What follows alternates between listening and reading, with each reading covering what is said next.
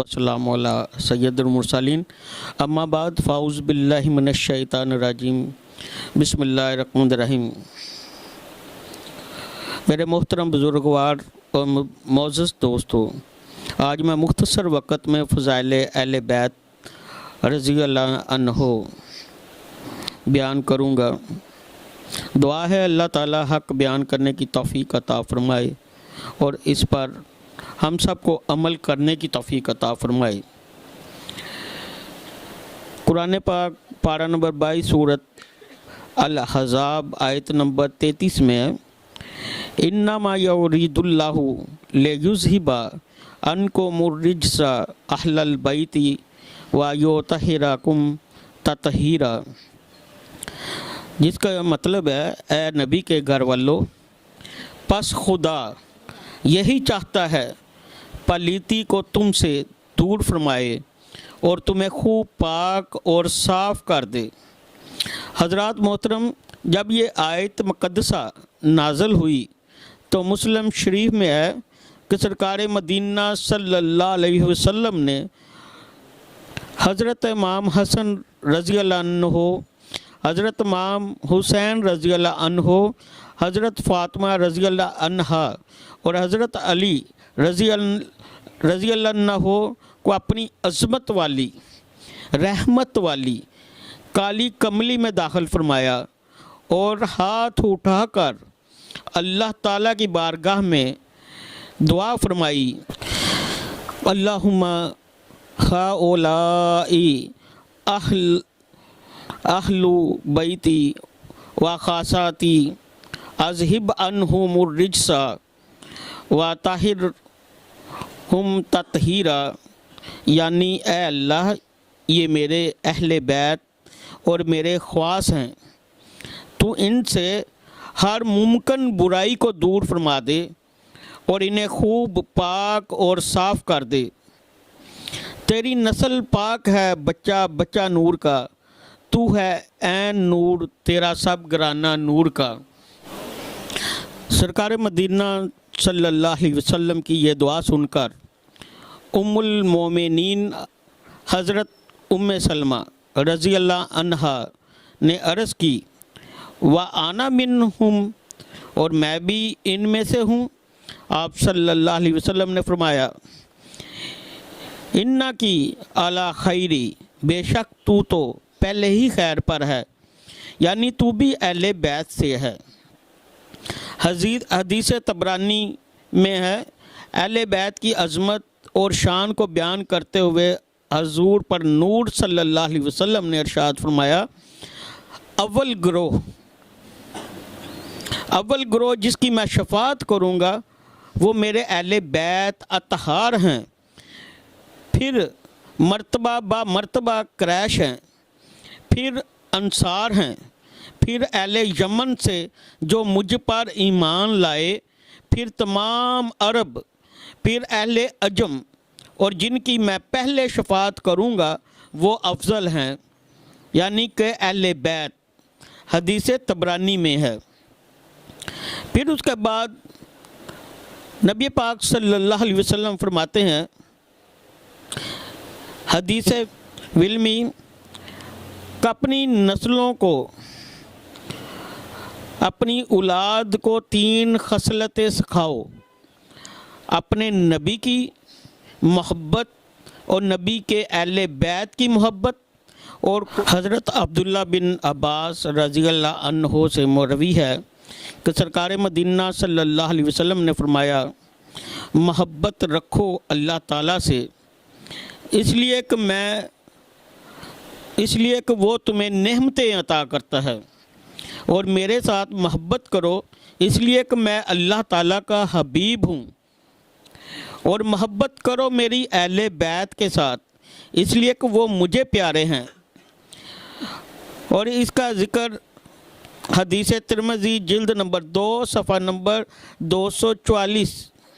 میں بیان کیا گیا ہے۔ اور آپ صلی اللہ علیہ وسلم نے ان کی ایک مثال دی ہے اہل بیت اور سفینہ نوح کی، پاک صلی اللہ علیہ وسلم کا فرمان ہے جس کے متعلق حضرت ابو ذر رضی اللہ عنہ نے کعبہ شریف کے دروازے کو پکڑ کر یہ اعلان کیا، اے لوگو، جو کوئی مجھے پہچانتا ہے وہ تو پہچانتا ہے، اور جو کوئی نہیں پہچانتا میں اس کو اپنی پہچان کرواتا ہوں۔ میں ابو ذر ہوں، میں نے رسول اللہ صلی اللہ علیہ وسلم سے سنا ہے۔ آپ نے فرمایا صلی اللہ علیہ وسلم نے فرمایا، میرے اہل بیت کی مثال تمہارے درمیان کشتی نوح علیہ السلام کی سی ہے۔ جو کوئی اس کشتی نوح میں سوار ہوا، اس نے طوفان میں غرق ہونے سے نجات پائی، اور جس نے اس سے روح گردانی کی وہ غرق ہوا۔ اس طرح جو کوئی اس کشتی اہل بیت میں سوار ہو گیا، یعنی اس کی مطابقت کرے گا، وہ ضلالت میں ڈوبنے سے نجات پائے گا، اور جو کوئی ان کی مخالفت کرے گا وہ ضلالت و گمراہی کے دریا میں ڈوب جائے گا۔ یعنی کہ جو اہل بیت سے محبت کرے گا، اہل بیت کی عزت کرے گا، اہل بیت کا احترام کرے گا، اللہ کے نبی فرماتے ہیں کہ وہ ضلالت سے ڈوبنے سے بچ جائے گا، اور جو ان کی مخالفت کرے گا وہ ضلالت اور گمراہی کے دریا میں ڈوب جائے گا۔ اور مشکوات شریف میں صفحہ نمبر 373 میں اس کا درج ہے۔ اس کے علاوہ نبی پاک صلی اللہ علیہ وسلم نے فرمایا، میں تم میں بے مثل چیزیں چھوڑ کر جا رہا ہوں، ایک اللہ تعالیٰ کی کتاب جو نور ہدایت سے بھرپور ہے، اس کو بہت مضبوطی سے پکڑے رہنا، دوسری گر ادر اور دوسری گران قدر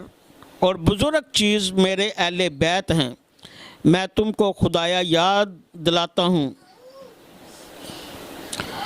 اپنی اہل بیت کے معاملے میں تم کو خدایا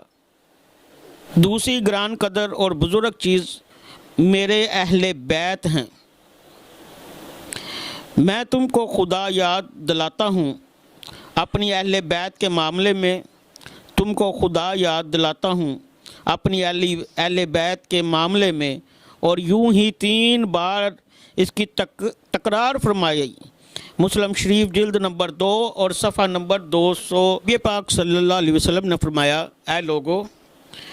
میں تمہارے درمیان دو گراں بہا چیزیں چھوڑنے والا ہوں، ایک کتاب جو کہ آسمان سے زمین تک پھیلی ہوئی ہے، دوسرے میرے اہل بیت۔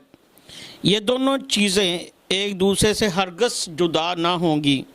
یہاں تک کہ حوض کوثر پر دونوں میرے پاس جمع ہوں گے۔ نبی اکرم صلی اللہ علیہ وسلم نے ارشاد فرمایا، ستارے آسمان والوں کے لیے سلامتی کا باعث ہیں، اور جب ستارے جل جائیں گے تو آسمان والے فنا ہو جائیں گے،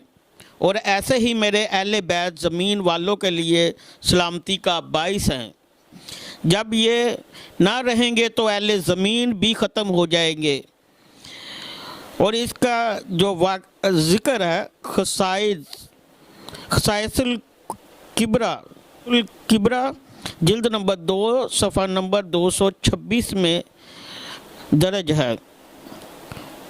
اس کے بعد نبی اکرم صلی اللہ علیہ وسلم نے قرآن کریم اور اہل بیت کی شان کو بیان فرمایا تاکہ لوگ ان 2 چیزوں کی شان سے باخبر رہیں،